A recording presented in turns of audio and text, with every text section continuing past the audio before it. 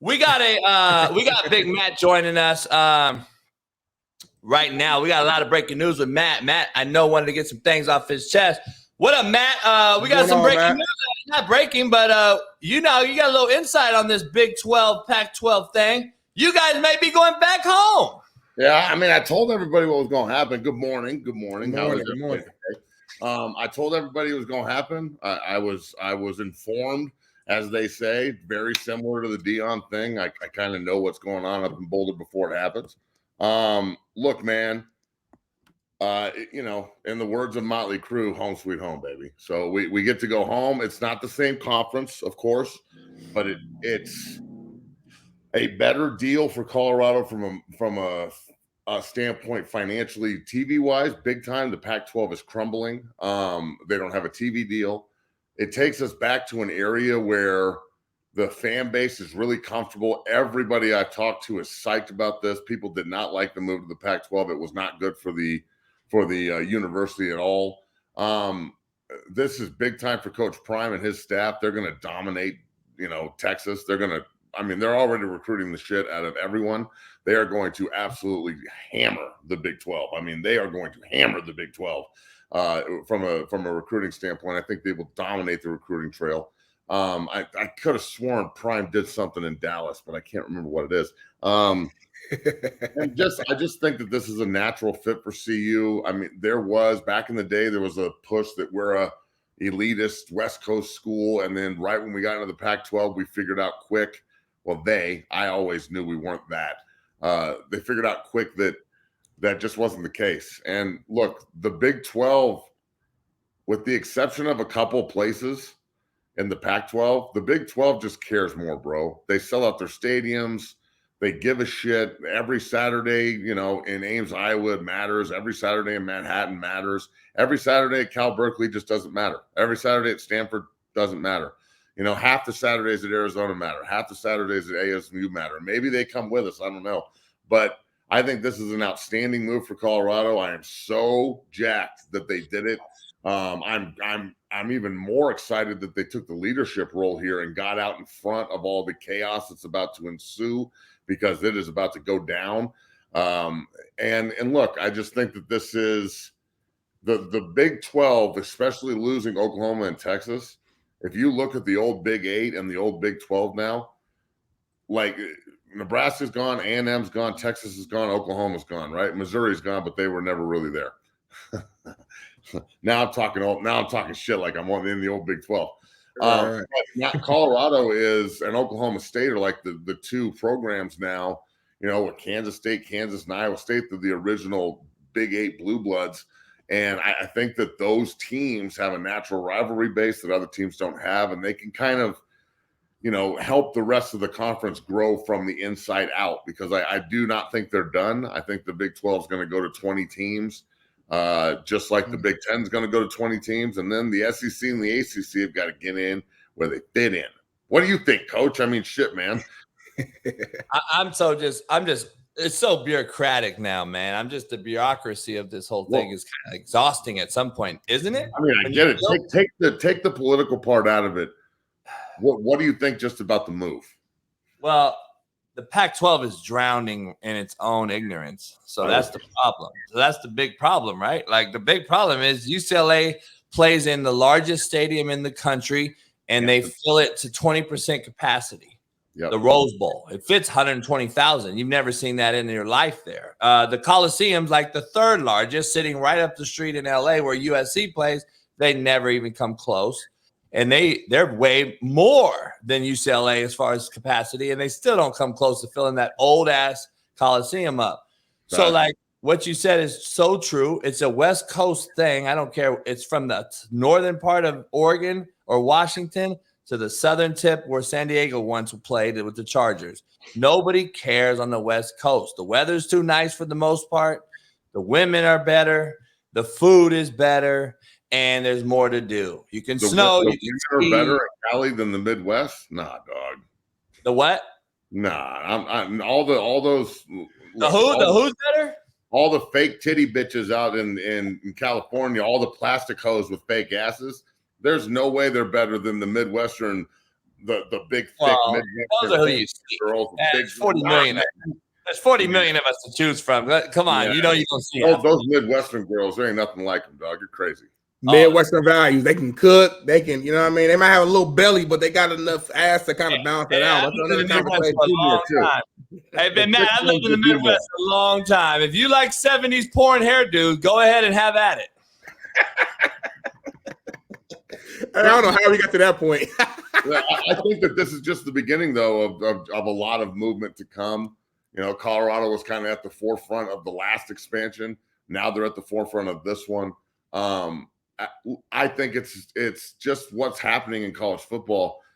Do you guys think the ACC is going to get axed here too? I mean, yeah. Let me ask you this though. Going back to Colorado leaving, who's following? Because I'm hearing other things too. I've talked to a few guys at a couple schools in the Pac-12 yesterday.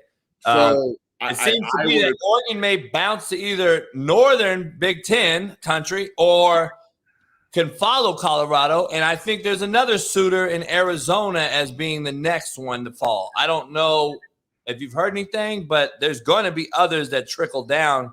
And I guess my overall question to you is, let's just play hypothetical, and these teams do leave. What becomes of the Pac-12? Are they a conference that's gone?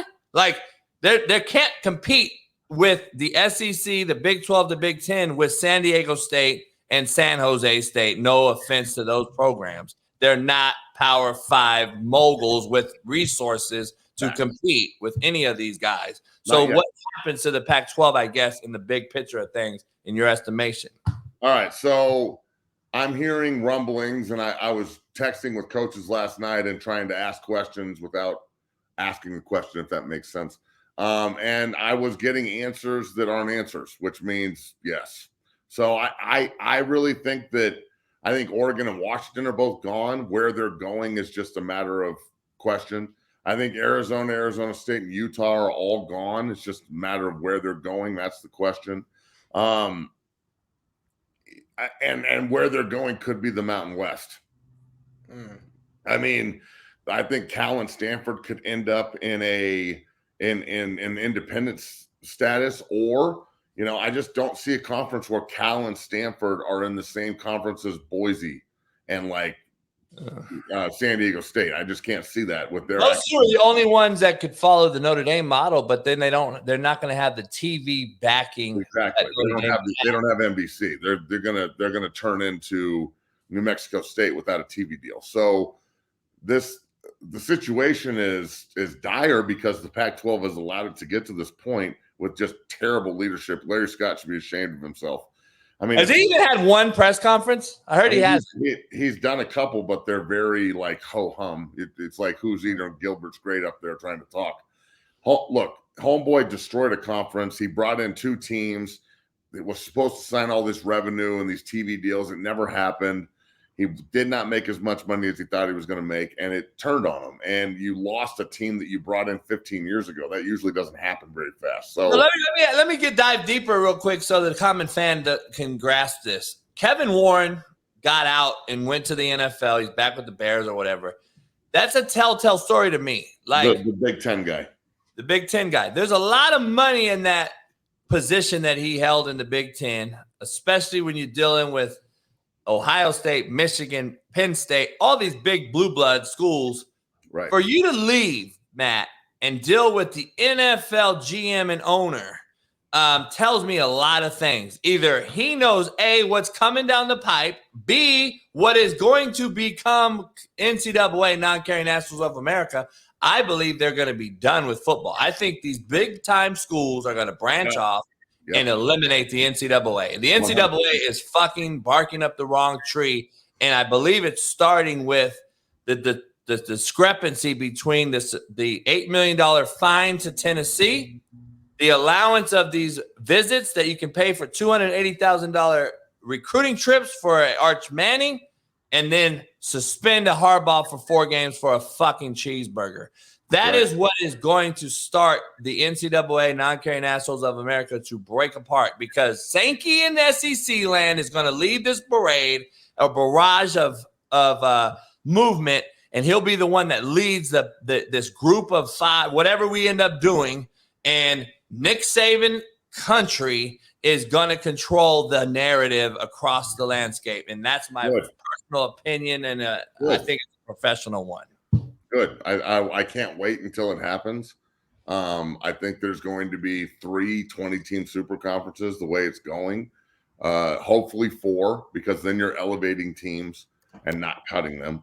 Notre Dame's going to have to get in where it fits in at some point. I mean, look, it's one of the reasons I'm so glad that Colorado did this the way they did, because they're not waiting for a lifeboat. Like, we're in trouble. The Pac-12's sinking. We can see the writing on the wall. We just lost the LA market. We're not going to be the ones without a fucking parachute. So, you know what's going to be the problem, Matt? What's going to happen to the mid majors that have actually good football? Like, let's just be honest. Like, let's say the Conference USA right now, which is the best group of 5 football in the country, with UCF, Tulsa, Tulane, Houston. There's some pretty fucking good football in that conference. That's in the Big 12. It's going to be gone, right? Well, Houston's in the Big 12 already. So there's what I'm saying to Conference USA is all these group of 5 schools. I'm sorry, the big dogs don't feel sorry for you, Smitty. We just don't care. I know, like my Ball State Cardinals, man. I don't know where we lay at in this mix. So. It's going to turn into 80 Division I teams that play each other, and then the group of 5 and what's left there will play each other. So over the next couple of years, group of 5 schools like Boise and San Diego State and Tulane and so on and so forth, you better kick ass, because if the ACC is going to lose Clemson and Florida State and North Carolina and Virginia eventually to the SEC, and that puts them at 20 teams, the Big 12 is going to go pluck Pitt for West Virginia, Louisville for Cincinnati, Virginia Tech and Miami for UCF, and that puts them at 18 teams. Well, then they have to fill 2 more spots, and they're probably taking 2 Pac-12 teams to fill those. So it's a get in where you fit in situation here in college football. And the more people that I talk to about it, from, my man Joel Klatt and I were captains together at CU, is one of my best friends, and we talk about it constantly. And he's got insider information. He talks to all the commissioners. He knows what he's talking about. And he seems to think that exactly what Coach just said, that there's going to be branch off, and there needs to be. And then there needs to be a players union, and there needs to be agents, and there needs to be revenue sharing, and there needs to be TV deals that the players get involved with. And then we can finally stop treating football players like they can't be professionals at 18 years old. Because baseball players and hockey players and basketball players will make money at 18. Yeah, I'm trying. The fucking people in the chat are just oblivious. I love if you're a fan of one school and then somebody gives a take on for this instance, I'm talking about Harbaugh. Then they come out and say, it's not just a cheeseburger, JB. He lied to the NCAA. Yeah, so no one else has lied to him either, and nobody else has done anything in the NIL era, right? I mean, it's a fucking joke. Shut up. It's a mockery. It's a joke. It's a total mockery. I was Harbaugh, I wouldn't even honor the suspension. I'd be like, what? You're the NCAA. You're powerless. What are you going to do to me? Me too. I got to ask you this. This is what I want to dive into with you and Smitty, because this is a deep conversation. Deep. There's a lot of different moving parts to this that I don't think the normal average fan can even grasp. I don't even know where to start. Here's where I'm going to start. At the beginning, JB. Start at the beginning. Let's go to the MAC, and let's go to the Conference USAs. Let's go to the Mountain West. Do you realize this? But does the common fan realize, like, it's going to implode and become a JUCO scenario? Because who's going to go there, Matt? Like, are you going to push your kids to Akron when they're really controlled by the NCAA, and then the NCAA is no longer controlling the big boys, and all the big number of 5-star kids are only going to the big time SEC teams and those other guys, and now you're a laughing stock, Matt. You're a joke if you go to Akron or San Jose State or Boise. I don't agree with that. That's if that was true, then that's the way it would be right now. That will never happen because football players. No, I'm just saying if the NCAA breaks off and it controls the 80 schools you're discussing and not the other ones that break off to the powers, that's going to be like the JUCO of college football. It already is, though. It already is. It's already looked down like that. I mean, let's be real. I'll just use guys that I'm working with right now as examples. Jordan Ochoa, Castleview High School in Colorado Springs. Hell of a pass rusher. Big athletic kid. Committed to Wyoming as a 3-star. Coach Hendricks, the defensive end coach there, knows that if Jordan goes there and develops for 3 years and plays well and gets his degree, he's gone. He's got 2 more years of eligibility and he can elevate. And I think that's the natural progression of this, like a Brandon Crispy who just got offered by Eastern Washington, big 6'8" tackle I work with. He goes to Eastern Washington, or like Caden Weatherby who went to Texas Tech and had to transfer down because of new coaching staff. If they play well for 12 games and they have good tape, somebody's going to try and elevate them to the next level, and they should. That's the way this works. So the Carson Kaplan, who just committed to Cornell last night, he goes to Cornell and gets his degree in 4 years. Then he's got 2 more years to go play at big boy level if he wants to transfer, just like this Dartmouth defensive end that came in from Dartmouth to CU this year, who's going to be an NFL player for them and start for them. So Ivy League to now the Pac-12 or Big 12. So I think that this is the natural progression, and I don't think it's a bad thing. And I also don't think it's a bad thing for the group of 5s to maybe be a developmental league for the others. I don't think it's bad to have structure and figure it out. Like if you go to a group of 5, you can still transfer up if you want to. And if you're in a power 5, you can, or power 4, whatever it's going to be, you can transfer down if you want to. There's still that continuity between the two, but I don't think there's anything wrong. And I will never, ever think of a player as a scrub ever. Like, for example, Mason Maddox is a defensive lineman I work with from Cherokee Trail High School in Denver. I've been working with him since he was in 8th grade. He walked on at Colorado, played about 150 snaps for him last year, busted his ass, and then we got him in the transfer portal, and he got a full ride scholarship at Kent State to go play for him on defensive line. Now, that, in my opinion, is proper progression and development and how you go about manipulating the transfer portal to your advantage at this point. And that's kind of my thing with all these kids who do not have representation, do not have a football consigliere, which is what I am to all my guys. They don't get these opportunities because they can't pick up the phone and call the coaches. They're just kids. So that's the breaking point here. As long as there's proper support, Coach Smitty, everybody listening, as long as the kids actually have the opportunity, I'm not saying they deserve it. They have to be smart enough to go get it. You have to be smart enough to find the opportunity. But then if there is agents and consigliaries, as we're talking about here, they have the ability now to go court the players and find them, and not just be an NIL deal consigliere, but a guy that can actually help place them, a guy that can actually help, develop them, a guy that can help them off the field, a guy that can place them with advertising deals and help them develop as a player and as a man. So that's very similar to what an NFL agent does for all of us. So I think that it's necessary to have natural progression, and I don't think it's a bad thing. The 1AAs, like Elijah Anderson Taylor, Swag Taylor, who I've been working with forever, who was the Big Sky Player of the Year last year at Northern Colorado, and then FIU and Coach Mack, who was at CU when Elijah was coming out of high school. He's like, oh, I recruited this kid in high school. He wasn't big enough to play for us then, but man, he's really developed into a hell of a player now. I'm at FIU now and not Colorado. I'm bringing this kid in. And now Elijah's on full ride at FIU and starting for him at middle linebacker with 2 years to play. And if he continues to progress, he goes to the league. So I think that not only is it necessary, I think it's a good thing. I think it's a great thing for there to be another step in development potentially before going to the big boy league. So then you'll get less guys falling out of it. So that's just my opinion on the matter, of course, but I kind of consider myself a little bit of an expert on it too. So I hear you. And here's my only issue, just thinking outside like these kids are now. The number one reason for these kids, doing what they do for the most part is what? Bag chasing, correct? It's playing time. It's not bag chasing. I don't know if anymore. Man, I just placed 21 kids in the transfer portal this year. 2 of them got paid. Everybody else got opportunities to go play their jobs.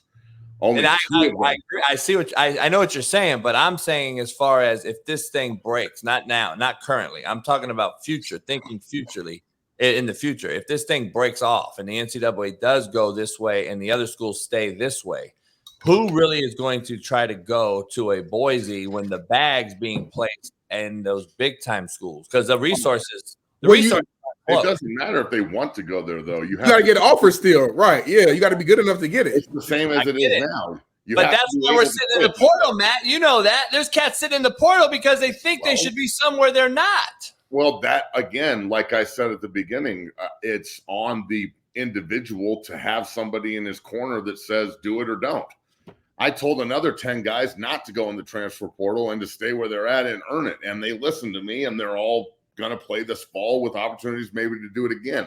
So you have to be humble enough to actually take the advice. You know, I run into this a ton right now in my business at 60 Football Academy. Guys that hire me, parents and coaches that hire me, like you can see it on Twitter. You can see I'm frustrated.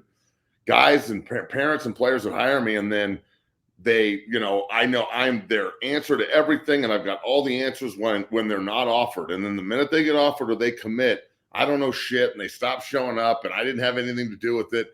And the ego takes over. It's like, look what I did. And I'm looking at them like, yo, I don't care about you getting offered. I care about you being able to stay at the school you're playing at. I care about you finishing.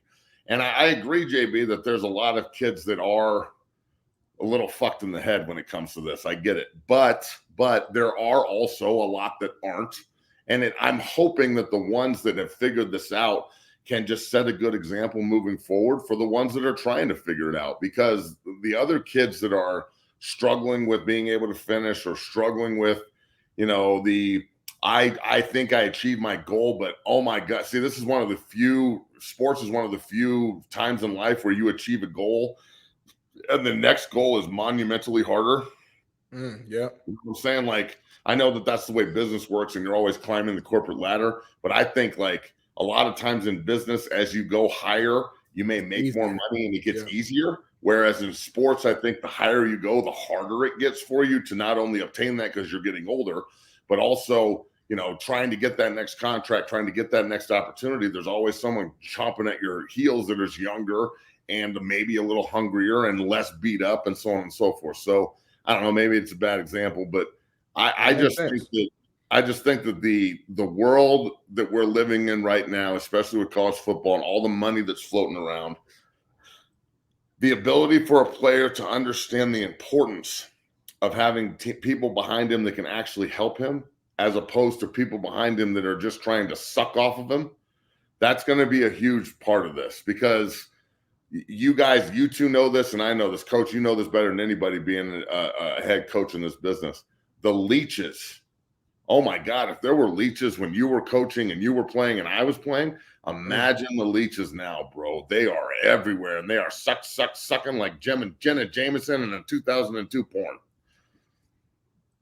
You're showing your age. You're showing your age right now. You're showing your age, man. Well, dog, I'm 41. I've jerked off to VHS tapes.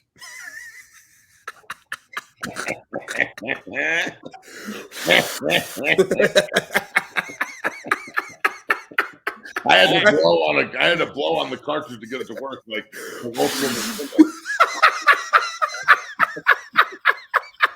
I'm sorry. That's the line. That's the line of the week. I jerked off the VHS tapes. I'm sorry. We gotta put that on a quote board or something. That's funny as shit. I love it, dude. Shit. Oh man. Hey, but you know what else I think is cool? Aaron Rodgers took $100 million pay cut, dog, or like a $30 million. What was it? But explain to them that he's going to get money in the back end. He's doing this. He's getting it all next year. But this a lot. Like, I can't wait to go on altitude. So I'm on altitude 92.5 here in Denver, damn near every day. I'm going on at 10.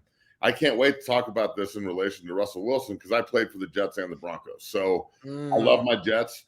I love my Broncos, but you know, I agree. I believe that green and white, they got me my pension. They were my first. They're my first. They took me to the dance. So the fact that Russell Wilson is just like, I'm not restructuring. I'm worth this money, and he's terrible. And Aaron's like, I'll make $1.8 million. Take the rest of this money and go get me Dalvin Cook, who's visiting today, and go get me another pass rusher, another receiver, and another offensive lineman maybe, and use all this money to help us win some Super Bowls. I don't need it. I'm going to just go over here, drink some of this ayahuasca, and go throw 50 on their ass this year, and then I'll make my money up next year. And that, I understand that all the Packer fans are like, why couldn't you do this for us? Right. Because you're not the Jets, bitch. What? Yeah, man. Hey, man, let me ask you an NFL question, transitioning from college real quick. You feeling good right now, man. I can tell you slept good last night. Going home, the Jets are rolling. The Broncos look good. The Dolphins look like they might pull their head out of their ass. All my kids want to ring this year looking good. My kids' middle school team, the 8th grade team, bro, they got, dude, dogs. You lying? Dogs, bro. Like I put on TikTok, so I'm on TikTok live right now, and I put this video up on TikTok the other day of them just practicing, doing like half line, like O-line blocks the D-line, and one of our backs breaks it and runs up, and Elliott just comes from the other side, and these kids are, I'm telling you, dude, I don't think we're going to lose a game. I think we're going to really beat some people. There's some real good players on this 8th grade team, dog. It is so fun. Damn. It's so fun, dog. I love coaching. It's such a kick-ass job. And it's not even a job. It's just out there with a bunch of kids running around, dude. Kicks ass. There's nothing like I would choke the fuck out of one of those fucking parents. The parents on this team are awesome. The parents on last year's team, dog, oh my God. It was like babysitting adults. Like they were like emailing my ex-wife, like, he's so mean at practice. Like, we're at football practice. I'm sorry that your kid should be wearing a tutu right now, but shit. So, we're on the right team now. I'm not out there holding, 10-year-olds' hands trying to get them to run over a bag. So, hey, let me ask you this before you get out of here. You're trying to I got to ask you this. I want to know from all these professional people out here that know so much fucking football. It blows my fucking mind. Number one. Number two, here's the reason. Can you explain to me how the Jets got worse? Because I'm fucking glad. I'm mind boggled by this. How have they got worse? I'm confused here.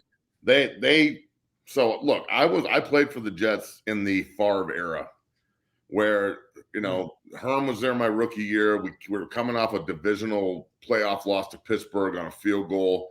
Really good team. Everybody gets hurt. He gets fired. They bring in Mangini. We make the playoffs with a pretty good team with Chad Pennington. And then he's like, we can get Brett Favre. We're pretty good. Let's go see if we can get Brett Favre. They trade for him, and it was pretty crazy.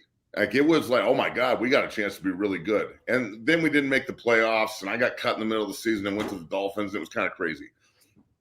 That was an okay Jet team that went out and got a really good player, hoping it would spark something. This team has been terrible, and they've been loading up draft picks defensively. And Quentin Williams just got extended, and Sauce Gardner's a top 5 corner, and C.J. Mosley's playing to Baltimore Raven level C.J. Mosley pre-COVID, and their offensive line's healthy, and they brought back Connor McGovern, who I've been working with for years, who got drafted by the Broncos here and wears number 60 for New York and plays center for them. They solidified that position. They bring in Billy Turner, an outstanding depth offensive lineman who play guard and tackle to provide depth, and he's one of Hackett's guys, so he knows the system. Their big tackle from Louisville, Beckham, is finally healthy. They went out and drafted another pass rusher. They've got multiple guys that can get after the quarterback. Their secondary is real, and Robert Saleh can get these guys to go play ball at a super high competitive level. And now you've got your superstar quarterback that is a 4-time MVP, who I think might be more gifted than anybody when he's on. Like, when he wants to be, coach, I don't know how you feel about this, but Aaron Rodgers at times, I'm like, oh, how does he do this shit? He has the same effect as some of the all-time greats when you look at him. So when you mix all that together, and now you've got your 4-time MVP coming into New York, and he's nothing but smiles. He's nothing but calm. I mean, I don't know if you're watching some of the videos they're posting on Instagram and whatnot, but he is lacing the ball, lacing it. And Garrett Wilson and him look like they're going to be an unstoppable force of nature. They got Dalvin Cook coming in today. I mean, I think that kid you put Galvin Cook in the backfield with them, I think it's a really explosive. And Aaron Rodgers is sacrificing how much money did he just give back to the people this year? Again, to the common fan, how did they get worse again? I'm trying to figure this out. It blows my mind.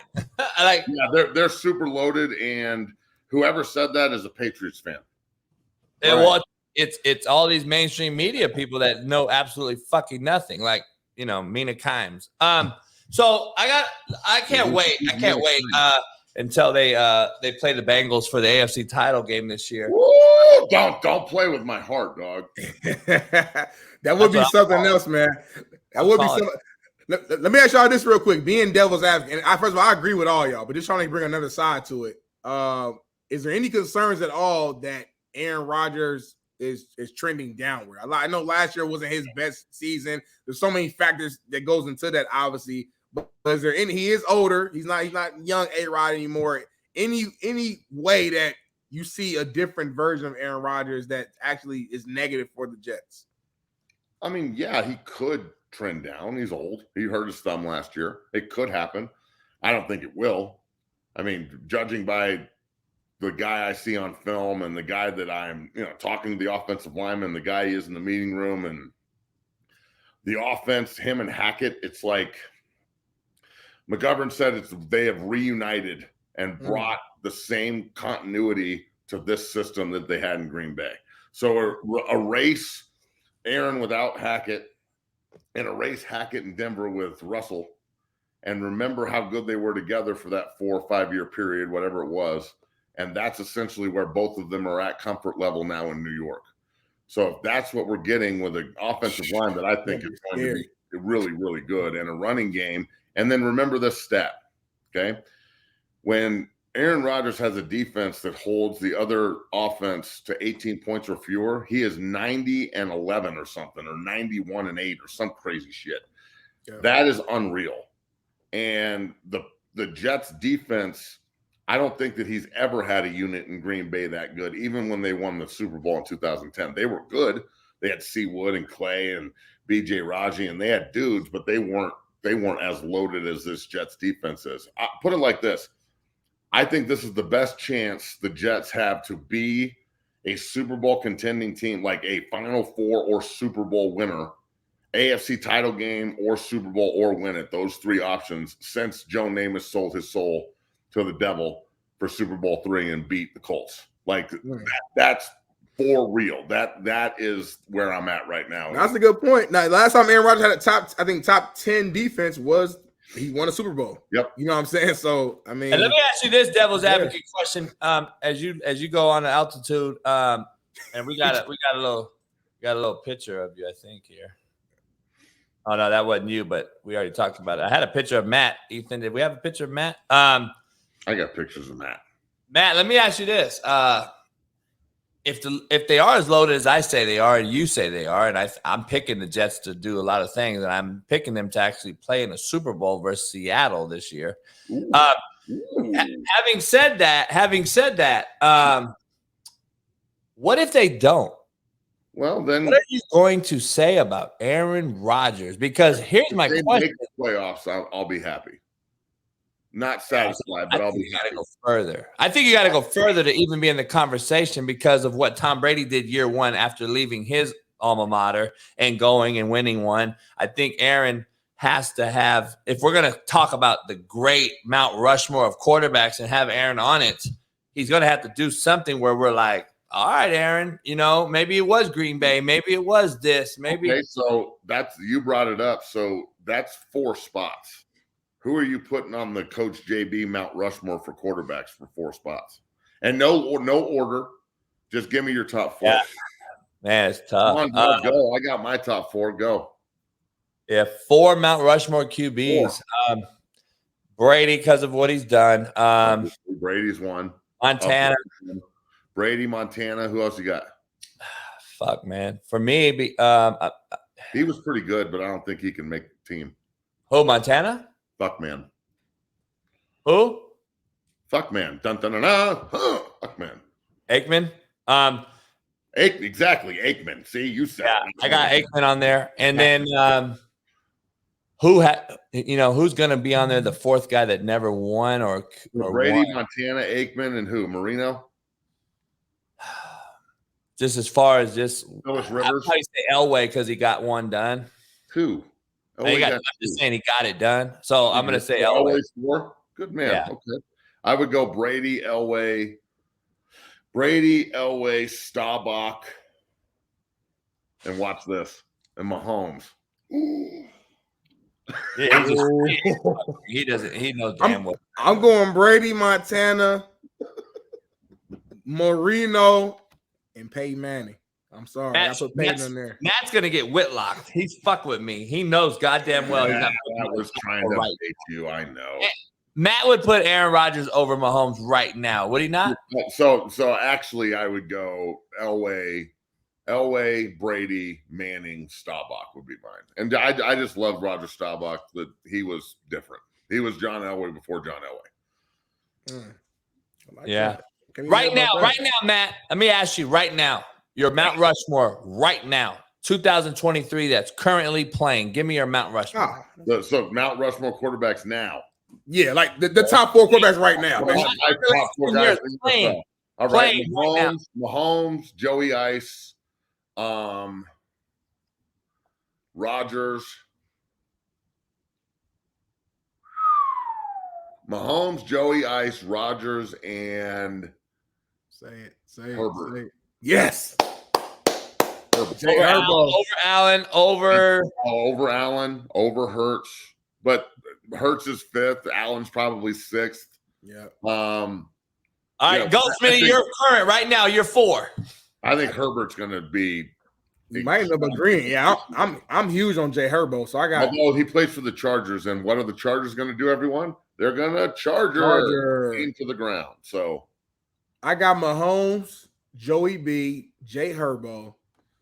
The fourth spot right now. Fourth spot's hard. It's tough. I know it's like right now, today, in this current moment, 2023. Damn. Daniel Jones. Hell no. Hell, he ain't top 25. Please don't bring him back up. I don't know if you listen to the show. We was arguing earlier. Saquon Barkley. Dude, all that posturing. Hey, we should do a Zoom call where we complain about pay and then say we're going to strike and then just come back the next day for like an ice cream cone and a hand job. You know what? Hey, not to copy Matt, but I think I got to go with Aaron Rodgers, though. Like right now, I just think it's hard to – I'm not confident enough to say Jalen Hurts is above Aaron Rodgers right now. I need to see one more year. Drink that ayahuasca with me and Aaron. We'll go on a darkness retreat. We'll find each other. It'll be awesome.